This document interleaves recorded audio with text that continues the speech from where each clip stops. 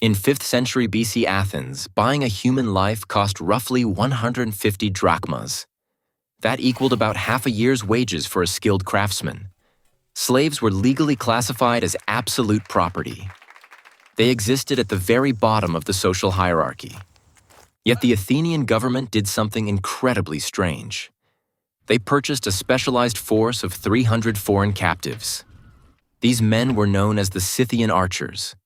The state armed these slaves with bows and whips. Then they deployed them as the city's official police force. These state-owned captives patrolled the bustling public square daily. They wore distinct pointed hats and brightly patterned trousers. Their sole job was to maintain order among their own masters. They were ordered to physically restrain unruly citizens. They routinely arrested free, voting Athenian politicians. Imagine a wealthy statesman causing a scene at a public assembly. A foreign slave would forcefully drag him out of the crowd. This happened right in the celebrated birthplace of democracy. Enslaved foreigners wielded direct physical authority over free citizens. Scholars like David Brown note how bizarre this dynamic was. The most free society on earth relied on captive police. It was a profound contradiction at the heart of Athens.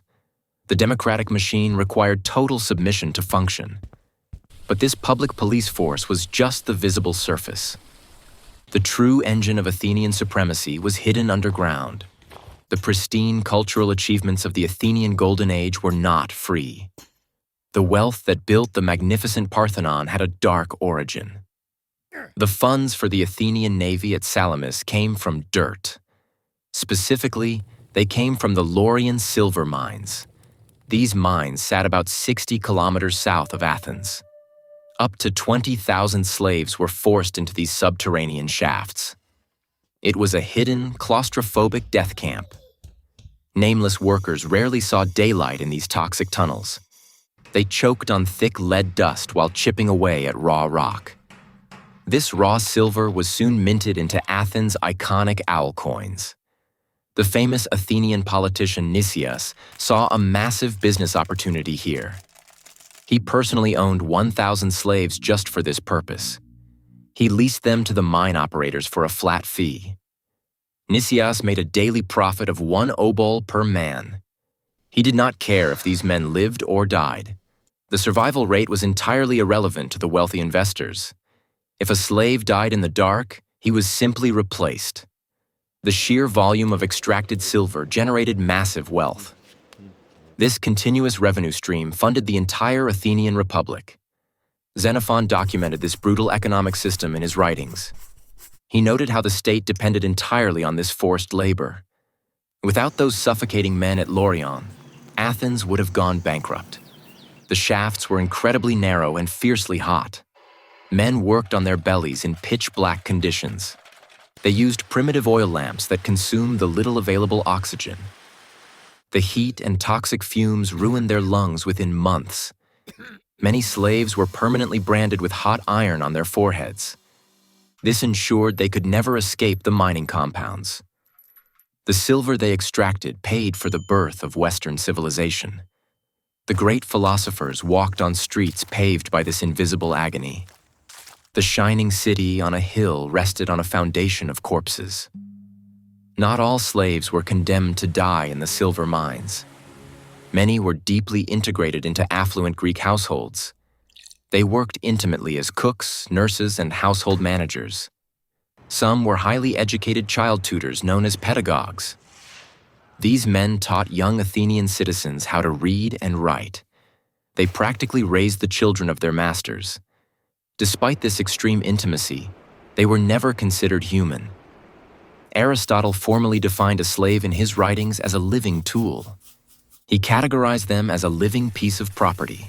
Because slaves were considered subhuman, they had no legal rights. This led to a horrifying Athenian legal requirement known as basanos. Athenian courts believed slaves were incapable of voluntary truth. They thought a slave would only lie to protect their master. So a slave's testimony could only be accepted if extracted through physical torture. This was not a rare exception in the justice system.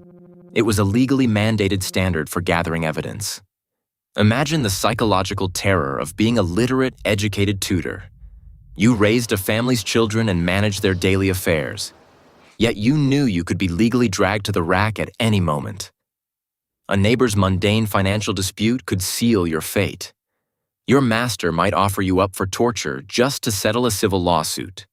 During a court proceeding, you would be violently bound to a wooden frame. State executioners would break your bones simply to secure a deposition. Your master would stand by and watch the entire process unfold. He might even demand compensation if you were permanently disabled. You were just a damaged tool that needed replacing. The law saw no difference between breaking a slave and breaking a chair.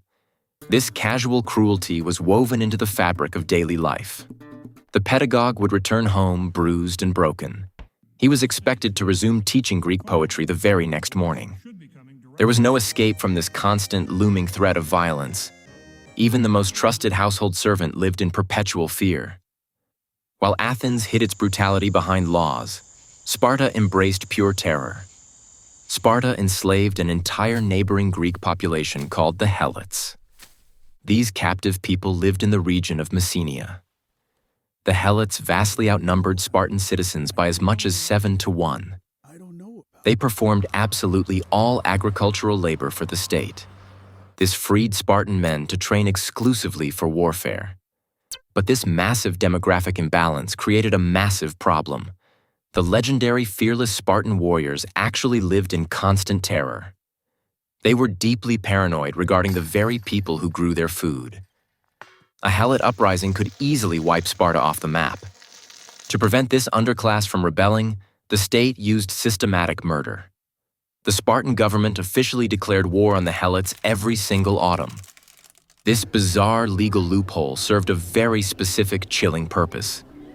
It meant killing a Helot was an act of war, not murder. This allowed the creation of the Krypteia.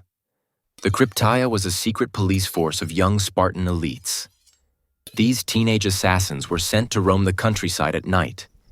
They hid during the day and stalked the fields after dark. Their mission was to murder any Helot who appeared too strong. If a farm worker was physically imposing, he was targeted. If a Helot showed any capacity for leadership, he was slaughtered. Plutarch described these nocturnal hunts in his Life of Lycurgus. A young Spartan assassin would stalk silently through a Messenian wheat field. He would hunt down a farm worker under the midnight moon. The victim's only crime was being slightly too capable. This annual culling kept the Helot population weak and terrified. It ensured they could never organize a successful revolt. The entire Spartan military machine relied on this cowardly midnight slaughter. The brave hoplites spent their nights murdering unarmed farmers in the dirt. The birthplace of democracy actually bought its freedom with the calculated, everyday terror of the enslaved. Like and subscribe if you enjoyed the video.